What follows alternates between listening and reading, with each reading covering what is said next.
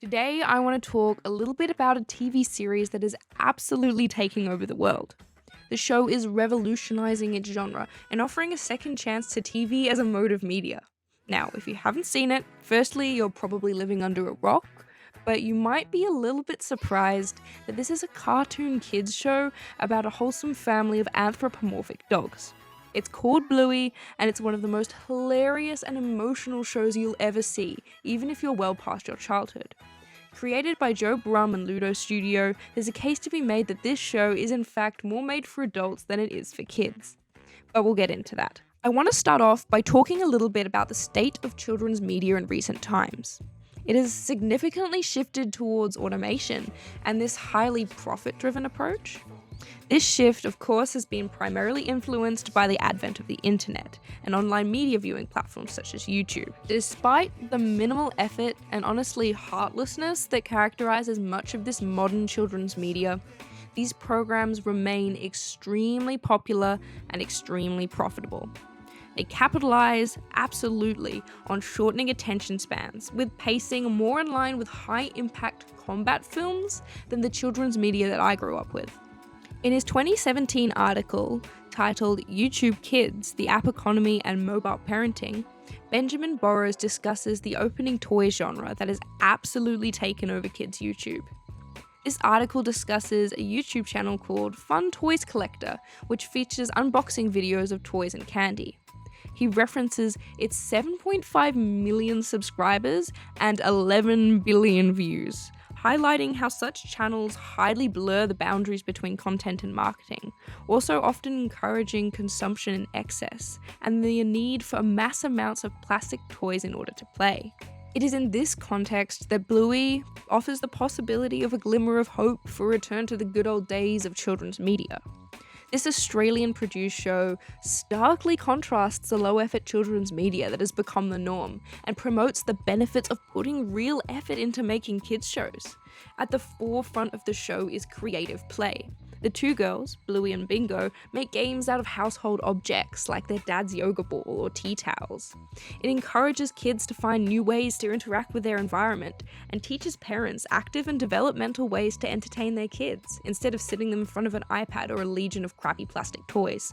The important aspect of Bluey that I believe is why it's so much of a cultural phenomenon is its appeal to adults. At heart, Bluey is a colourfully animated parenting book with clever humour that adults and kids can laugh about together. Digestible, short, yet slow-paced episodes that parents and kids can watch together, with important lessons about positive communication, boundaries, and relationships that parents and kids can learn together. That's right, kids, the key word here is together. This is what is so crucial about Bluey. The media viewing experience as of late has become so isolated. With a plethora of perfectly personalized content out there, families no longer need to all sit around the TV and engage in something together. But Bluey is different. Kids and parents are watching this together, allowing them to share valuable experiences and lessons, and bringing back the family viewing experience. And the show has completely blown up worldwide. According to David Taylor's 2023 article on the ABC, Bluey ranked in the top 10 of streaming platforms in the United States by minutes viewed last year, beating both Gilmore Girls and Seinfeld. And it was streamed for more than 20 billion minutes on Disney Plus alone, and more than 1,000 Bluey-themed toys and trinkets out there, including toothpaste. The show is now the highest rating program in the history of ABC Kids. If that isn't a wake-up call for more funding and effort to be put into making quality Australian kids shows, then I don't know what is. Bluey holds particular importance in the Australian media landscape. In his article about Bluey, Cameron Williams puts it perfectly. Bluey is a balm against the prevalence of overseas imports. And the show itself is full of Australiana.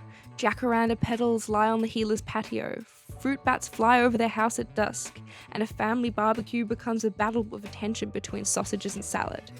It is so important for Australian kids to be seeing their world on screen, hearing their accents and meeting the sort of characters that populate their own worlds, reinforcing a positive sense of Australian national identity for kids. In his article entitled TV Cops Take the Running, Rossi Benzani discusses the Crawford Report. He highlights the importance of the Australian people seeing their identity displayed in the media, quoting David Williamson saying that we all have the right to see our stories and to know what we are like. We need to feel important enough to have fictions written about us, or we will always feel like life happens somewhere else and is spoken in accents other than our own. Bluey presents the everyday Australia in a way that is not exaggerated, mocking, or boganized. It's not set in the bush or the outback, and it's Australian without leaning into stereotypical iconography. One of the most talked about episodes of Bluey is called Sleepy Time. This episode shows a portrayal of the typical events in any Australian household with young kids between the times of 6 p.m. and 10 p.m. as Bingo learns to sleep in her own bed. Taking place in both Bingo's dream world and reality, the episode is underscored by the sound of Australian bugs, the unique Australian flora creeping through the windows of the healer's home. The episode is an extremely moving story about growing up and becoming more independent, but always knowing that your parents will be there for you. Here, Chili is represented as the sun, an overwhelming, powerful light, basking warmth onto Bingo. The episode is uniquely and iconically Australian, enforcing our family values without being stereotypical. It emphasises both the beauty and humour of Aussie family life. And such is the sentiment of the entirety of the show. It's a representation of Australia that I can be proud of. I want people around the world to see this Australia. My Australia is family games, silly slang, neighbourhood communities and sausage sizzles, not the lone bushman parading through the outback riding on the back of a kangaroo. This is the quiet suburban life that real Australians live. In many ways, this cartoon dog is offering a chance for kids' TV and the representation of Australia in media to do better. It proves that when we put real thought and some funding into our own projects, they can be well worth the investment. In a media landscape so focused on profit and automation, Bluey is a glimmer of hope for soulful children's TV that I think we can all be proud of as Australians and hope that our next generation grow up with. Thank you so much for listening, and maybe go watch an episode of Bluey.